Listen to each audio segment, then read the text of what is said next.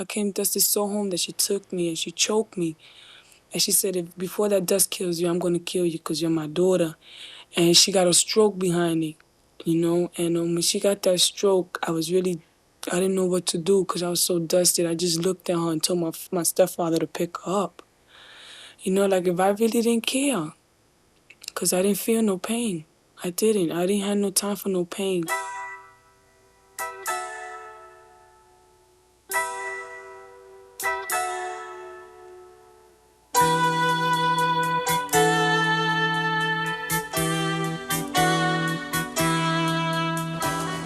I'm Dave Winfield.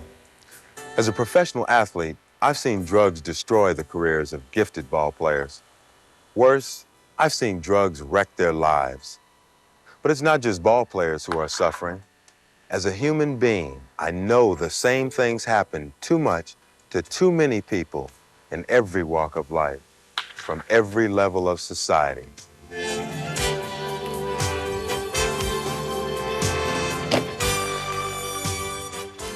It's because they do. Because there are so many casualties out there. Because the potency of today's drugs, like their availability, is up, while the cost is down, that each of us needs to fight drug abuse in any way possible. For me, one way is by serving as narrator for this presentation. Now we're going to look at drugs and their abuse from different angles. What we want when we're done is for you to be better prepared for that instant when you're offered drugs. We want you to say no, and we want you to know why that's the right decision. We are a society in which drugs play a major role. Many of those drugs are legal.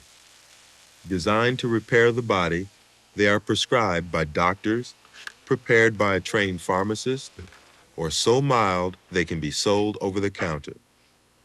Other drugs are not legal, called by dozens of slang names, from speed to coke, from grass to crack, to smack and angel dust. They break down the mind and the body. There are a lot of people using those drugs in this country, and very few, if any, have solid information about the drugs they use. That leads to casualties, physical and emotional casualties throughout society. It's happened before, in other cultures. Never in history, though, has substance abuse been as widespread as right now. And never before have so many different kinds of people been involved. How do we form our opinions about drugs? Where does our information about them come from? Legal drugs are heavily advertised and promoted. Such campaigns, while a natural aspect of competition, have succeeded in creating a sense that no matter what the problem, there's a substance that can solve it. Illegal drugs are promoted differently. Movies, records, and videos, for example, often treat them casually, many times with humor.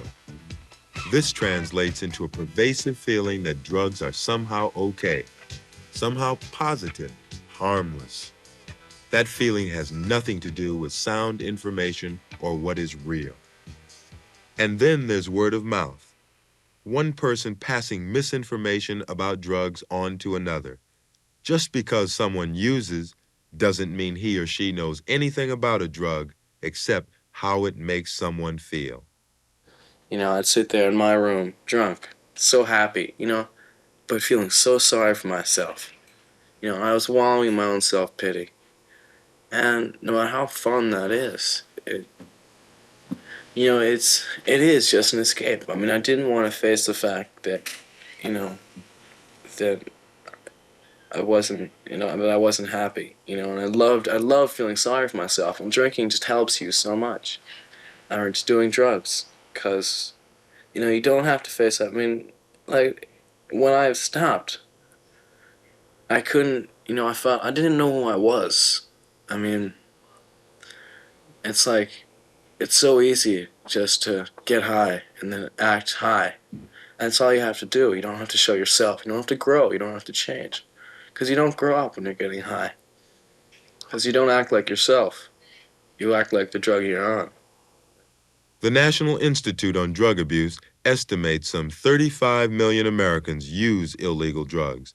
Few of them knew what they were putting in their bodies when they first decided to do drugs. Most still don't know.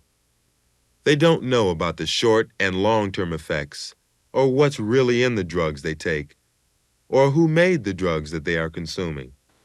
The pharmacist's basic education in most of the 74 colleges of pharmacy throughout the United States is a 5-year program leading to a Bachelor of Science degree in pharmacy. The federal government, through a number of federal agencies, Food and Drug Administration being one and the Drug Enforcement Administration being another, have the responsibility to make sure that drugs that are delivered to the pharmacies of this country and to the hospital pharmacies of this country are in fact not only legitimate, been produced legitimately, but are effective and safe. When somebody buys drugs on the street, they're essentially buying an unknown chemical, an unknown compound. The purity varies widely. Some of the cuts that are used in illegal drugs can range from milk powder to rat poison. Exactly how these drugs may affect the brain, affect other parts of the body, remain to be seen. Unfortunately, we see many people who do in fact overdose, who get bad reactions from drugs, who become addicted to them in short periods of time. To what extent these effects are due to the impurities as compared to the drug itself, one can only take a guess at present. One thing is clear, that using illegal drugs, putting these virtually unknown compounds into the human body, is nothing short of playing Russian roulette with your health and with your life. I wonder why youth even take drugs. Here we are buying something from somebody in the street that we generally don't know, who has prepared the drug in such a manner that it is not pure. It contains all kinds of impurities, and any taking of any drug at any given time, one can either get an overdose or severe poison, something that we call in medicine anaphylactoid shock, a very big name, where it is very difficult to revive the individual. So the first thing is that youth should never take anything that they don't know what it really is, and yet they buy it in the street from an unknown person who has manufactured something in a clandestine way, generally in a makeshift laboratory, and they're totally unpure. Most all drugs bought on the street are totally unpure. Ill people treated with drugs ask questions about those drugs. Doctors are trained to give answers relating to risks, side effects, and potential dependency. But who answers questions about pot or coke, angel dust, PCP, or crack? The users? They know what they've experienced, but not what a drug does in the human body, what it changes, breaks down, or causes to happen. If a kid were interested in cars and racing cars, he'd certainly want to get under the hood and understand something about engines and carburation. And one of the dangers that we have with kids that use chemicals, kids that use pot, is that they have a sense from having used it that they understand something about it. Because it's given them a feeling, they think they understand something about its chemistry or something about its effect on the body. They have no idea that it may affect their brain, their lungs, their reproductive system, their ability to fight infections, and most important, the way they think and the way they make judgments. You'll hear a kid say who's used pot, well, it makes me feel more at home on the road or in a car.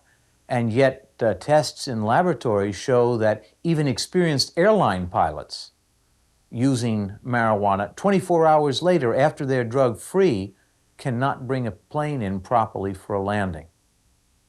So kids are often making a great mistake in thinking that they have sufficient information about a drug based on street use, street experience, or street gossip. The fact that drugs has reached almost every level of society has put younger and younger people in the position of having to decide about using drugs. A tough call when friends, acquaintances, and elders have decided to use. But whatever a person's age, that call should never be made on the basis of bad information.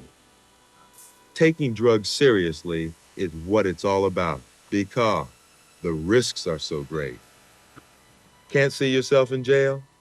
Okay, you don't have to be there to be a casualty. An athlete whose life revolves around drugs rather than ball is a casualty. The average person who was too busy getting high when they should have been learning to read and write properly is a casualty. Those who care more about drugs than family are casualties. People who drift aimlessly through life, robbed by drugs of the opportunity to become equipped to meet society's demands, are casualties. We don't need any more casualties. Starting to say no to drugs is one way of keeping their numbers from increasing.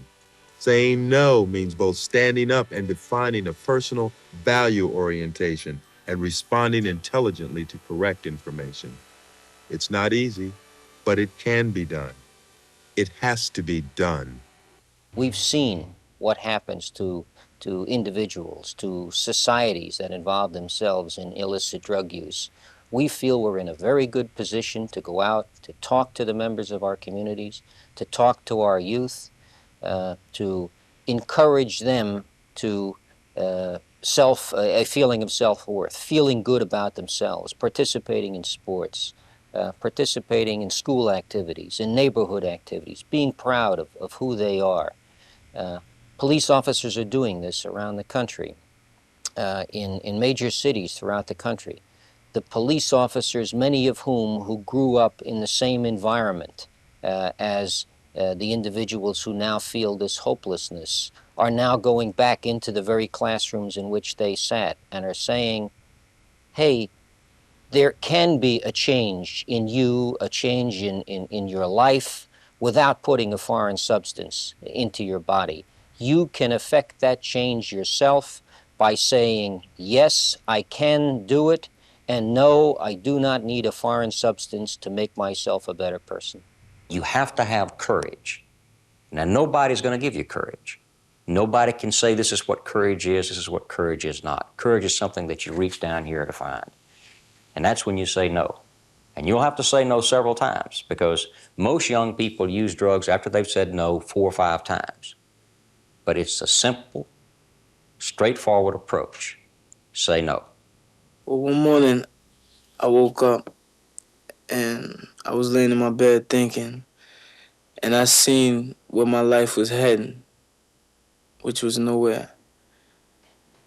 And I seen a few of my friends that I grew up with who took the other route, the square route, as we would say in the street. And they were doing things for themselves, going to college, driving around in cars, and doing what was the right thing to do for a young man. And I had a brother who I used to get high with, who went to jail behind drugs because he was also selling drugs, and he had very bad experiences in jail. He was put in solitary confinement, and he had to fight all the time. And all those things just like hit me once.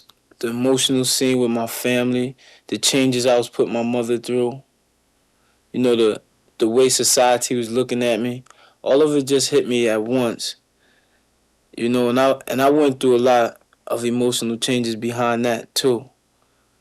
And I just decided that it's time to get help and it's time to do something for myself. Drug abuse is one of society's biggest problems.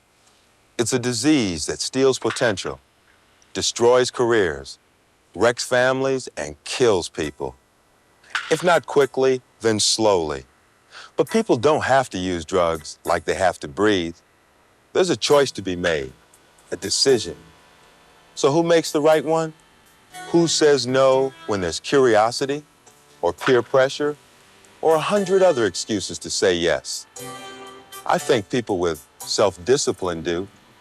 I think people with strong, positive self-images do. I think people who have a realistic idea about their goals and objectives in life, they do. But most of all, I think people who know there are no quick fixes in this world do. Most of all, I think people willing to find out about drugs and then make a decision based on what they found out, based on good, solid information, wind up saying no. Those who do say no find themselves on a steadily growing team of members who understand how destructive these drugs are. Saying no to them makes so much sense, it's almost crazy to mention it. Still, it needs to be said. It needs to be said and mentioned and repeated until everyone's got the message, understands the message, and acts on the message. When that happens, when decisions about drugs are based on facts, most of the pushers will disappear. It won't happen fast, not tomorrow or the next day, but it will happen. It will happen if people just continue to say no.